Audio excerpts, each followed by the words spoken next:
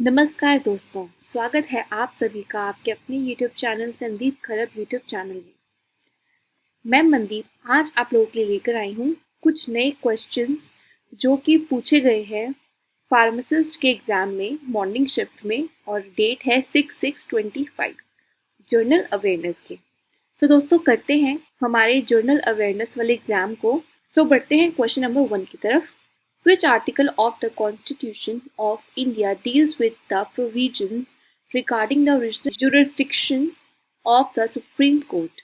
भारतीय संविधान का कौन सा अनुच्छेद सुप्रीम कोर्ट की मूल अधिकारिकता से संबंधित प्रावधानों से संबंधित है? तो दोस्तों इसमें बताना है कि कौन सा अनुच्छेद यानी आर्टिकल हमारे जो कॉन्स्टिट्यूशन है उसमें से है जो कि बात करता है सुप्रीम कोर्ट की मूल आधारिकता से। ठीक है, तो दोस्तों करेक्ट आंसर है आर्टिकल 131 अनुच्छेद 131। Option C is the right answer, क्योंकि दोस्तों ये डील करता है और ओरिजिनल जुरिस्डिक्शन से ऑफ द सुप्रीम कोर्ट। ठीक है, ये वो मामले होते हैं जो भारत सरकार और एक या एक से अधिक राज्यों के बीच होते हैं या फिर दो या दो से अधिक राज्यों के बीच में होते हैं। जो विवाद होते हैं उनको पहली बार में सुनने की अनुमति देता है। ठीक है, तो option C is the right answer. जो आर्टिकल 132 और 133 है वो बात करते हैं कि आमतौर पर संवैधानिक और सिविल और आपराधिक मामलों में जो सुप्रीम कोर्ट होता है उसकी अपीलीय क्षेत्राधिकारों से संबंधित है। और जो आर्टिकल 130 है वो डील करता है seat of the supreme court, 130 वाला आर्टिकल। तो आंसर इसका option C is the right answer. आगे बढ़ते हैं क्वेश्चन नंबर 2। भारत के संविधान का अनुच्छेद डैश भारत से बाहर रहने वाले भारतीय मूल के कुछ व्यक्तियों की नागरिकता के अधिकारों को निर्दिष्ट करता है। तो दोस्तों तो आंसर है ऑप्शन बी आर्टिकल 8। आर्टिकल 8 है जो वो भारतीय संविधान के जो अनुच्छेद 8 है वो भारत के बाहर जो रहते हैं लोग उनको नागरिकता का जो अधिकार होता है वो प्रदान करता है। पर शर्त ये होती है कि उनके जो मम्मी पापा हों, मदर फादर या दादा दादी भारत में पैदा होने चाहिए, वो भारत के होने चाहिए और भारत में पैदा हुए हों और उन्हें अपने निवास के जो देश में जो भारत के राजनायक या काउंसलर होते हैं, प्रतिनिधि होते हैं, उनके द्वारा नागरिक यानी सिटीजनशिप के रूप में उन्होंने अपना पंजीकरण करवाया हो तो उनको अधिकार मिलता है। आर्टिकल 7 कहता है rights of citizenship of certain migrant to Pakistan. जो पाकिस्तान में चले गए उनके कुछ प्रवासी उनकी नागरिकता के अधिकार को कहता है आर्टिकल 7। ठीक है, 9 कहता है कि स्वेच्छा से किसी भी विदेशी राज्य की नागरिकता प्राप्त करने वाले व्यक्ति को नागरिक ना होना, आर्टिकल 9 ये कहता है। और आर्टिकल 10 ये कहता है नागरिकता के अधिकारों का बना रहना, नागरिकता के जो अधिकार है उसका बना रहना। आगे बढ़ते हैं, अब बात करते हैं क्वेश्चन नंबर 3 की। भारत के संविधान का अनुच्छेद डैश चुनाव आयोग को निर्वाचन की निगरानी, दिशा निर्देशन और नियंत्रण का अधिकार प्रदान करता है। तो दोस्तों इलेक्शन कमीशन जो पावर होती है उसका आर्टिकल होता है article 324। Option B is the right answer.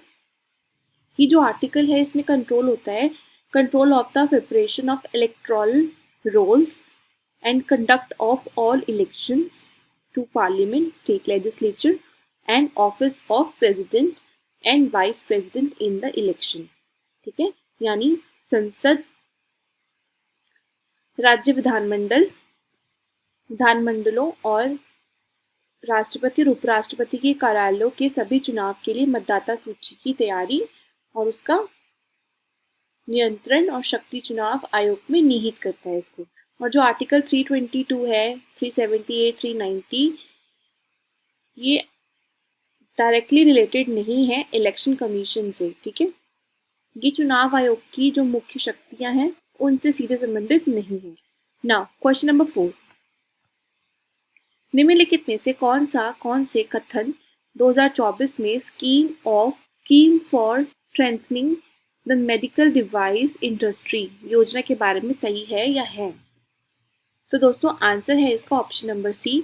ए और सी बिल्कुल सही है कि रासायनिक और उर्वरक मंत्री श्री जेपी नड्डा ने strengthening the medical device industry योजना नवंबर 2024 में लॉन्च की थी और इस स्कीम का कुल बजट 500 करोड़ है। ठीक है। Now question number 5। परम वीर चक्र, महावीर चक्र और वीर चक्र नामक पहले 3 वीरता पुरस्कार भारत सरकार द्वारा डैश को स्थापित किए गए थे। तो दोस्तों ये जो 3 पुरस्कार है ये 26 जनवरी 1950 को स्थापित किए गए थे। Option D is the right answer. जिस दिन भारत का एक गणतंत्र बना था तब ये स्थापित किए गए थे और 15 अगस्त 1947 से प्रभावी माना गया था इन पुरस्कारों को। आगे बढ़ते हैं। Now question number 6। 18 वर्षीय भारतीय ग्रैंड मास्टर गुकेश डोमराजू ने 2024 में कौन सा प्रमुख टूर्नामेंट जीतने के बाद फाइड वर्ल्ड चेस चैंपियनशिप के लिए चुनौती पेश करने वाले सबसे कम उम्र के खिलाड़ी बनकर इतिहास रच दिया? तो दोस्तों आंसर है FIDE candidates tournament. Option C is the right answer. जो गुकेश हैं इन्होंने 2024 में फाइट कैंडिडेट टूर्नामेंट जीता जिससे उन्हें फाइट विश्व शतरंज चैंपियनशिप के लिए मौजूदा विश्व चैंपियन को चुनौती देने का अधिकार दिलाया था। इसमें चुनौती देने का इसमें अधिकार मिल गया था गुकेश जी को। ठीक है। आगे बढ़ते हैं। Now question number 7। निम्नलिखित में से कौन सा विकल्प घटते सीमांत उत्पाद के नियम की स्थिति में कुल उत्पाद, औसत उत्पाद और सीमांत उत्पाद के बीच संबंध को सबसे अच्छा दर्शाता है? तो दोस्तों आंसर है ऑप्शन डी। टीपी प्रारंभ में बढ़ता है फिर घटता है जबकि एपी प्रारंभ में बढ़ता है फिर गिरता है और जब टीपी अपनी अधिकतम पर पहुंचता है तब एनपी शून्य हो जाता है। टीपी यानी कि टोटल प्रोडक्ट स्टार्टिंग में बढ़ता है फिर घटता है। ठीक है। जबकि एवरेज प्रोडक्ट जो होता है वो प्रारंभ में बढ़ता है फिर गिर जाता है और जब टोटल प्रोडक्ट अपने अधिकतम तक पहुंचता है तब जो मार्जिनल प्रोडक्ट होता है वो शून्य हो जाता है। ठीक है। इसका आंसर ये है सही। Now question number 8। प्रजनन तंत्र के सामान्य कार्य के लिए अवश्य विटामिन डैश है? तो दोस्तों करेक्ट है विटामिन ई, क्योंकि विटामिन ई के अंदर एंटीऑक्सीडेंट प्रॉपर्टीज होती हैं जो कि सबसे इम्पॉर्टेंट रोल प्ले करती है maintaining the health and normal functioning of the reproductive system. तो option C is the right answer. Antioxidant गुणों और प्रजनन प्रणाली के स्वास्थ्य और जो भी सामान्य कामकाज होता है उसको बनाए रखने के लिए इम्पॉर्टेंट रोल प्ले करता है विटामिन ई। विटामिन के इम्पॉर्टेंट है ब्लड क्लॉटिंग के लिए, सबसे इम्पॉर्टेंट है। विटामिन ए है विजन के लिए सबसे ज़्यादा इम्पॉर्टेंट और विटामिन सी होता है टिश्यूज को रिपेयर करने के लिए या इम्यून फंक्शन के लिए। तो answer C is the right answer. Question number 9। प्रकाश संश्लेषण की मुख्य प्रक्रिया के संदर्भ में कार्नेलियस वैन नील ने 1931 में क्या खोज की थी? दोस्तों O2 released by plants during photosynthesis is derived from H2O rather than CO2. Option B is the right answer. ये खोज की थी कि प्रकाश संश्लेषण के दौरान पौधे द्वारा उत्सर्जित O2 यानी ऑक्सीजन CO2 के बजाय H2O से प्राप्त होता है। कि जो प्रकाश संश्लेषण के दौरान निकलने वाली ऑक्सीजन होती है वो पानी से आती है, ना कि कार्बन डाइऑक्साइड से। ठीक है। इसी प्रक्रिया की जो कार्य प्रणाली है इसमें बहुत ज़्यादा इंपॉर्टेंट रोल प्ले करता है ये। Question number 10। प्रार्थना समाज जिसका उद्देश्य जातिगत प्रतिबंधों को हटाना, बाल विवाह को समाप्त करना, महिलाओं की शिक्षा को प्रोत्साहित करना और विधवा पुनर्विवाह पर लगे प्रतिबंध को समाप्त करना था, बम्बई में किस वर्ष स्थापित किया गया था? तो दोस्तों जो प्रार्थना समाज था उसका बहुत ज़्यादा अहम काम था कि जो जातिगत प्रतिबंध होते हैं उनको हटाना, बाल विवाह को एंड करना, महिलाओं की जो एजुकेशन है उसको बहुत ज़्यादा इनकरेज करना, विधवा का जो पूर्ण विवाह है उस पर लगे जितने भी बैन्स है उनको हटा देना। तो और इसका स्थापना कहाँ हुई थी? बम्बई में हुई थी। और कौन से सन में हुई थी? इसकी स्थापना हुई थी 1867 में। Option D is the right answer. Prarthana Samaj की जो प्रार्थना समाज है वो established in Bombay in 1867 by Atmaram Pandurang. ये सामाजिक सुधारों को बढ़ावा देने के उद्देश्य से बॉम्बे में इन्होंने अपनी इस चीज की स्थापना की थी। आगे नाउ क्वेश्चन नंबर 11। भारत सरकार ने 16 दिसंबर 2024 को किसानों को इलेक्ट्रॉनिक नेगोशिएबल गोदाम रसीद के आधार पर ऋण देकर कटाई के बाद वित्तपोषण प्रदान करने के लिए कौन सी योजना शुरू की? तो दोस्तों, credit granted scheme for ENWR based flat financing. Option D is the right answer. ये क्रेडिट ग्रांट स्कीम थी किसानों को कटाई के बाद की ज़रूरतों के लिए इलेक्ट्रॉनिक निगोशिएबल वेयरहाउस रसीद कलेक्ट कर उसका के रूप में उपयोग करके ऋण की सुविधा शुरू की गई थी, यानी फाइनेंसिंग करना शुरू कर दिया था पोस्ट हार्वेस्ट के बाद। आगे बढ़ते हैं। Question number 12।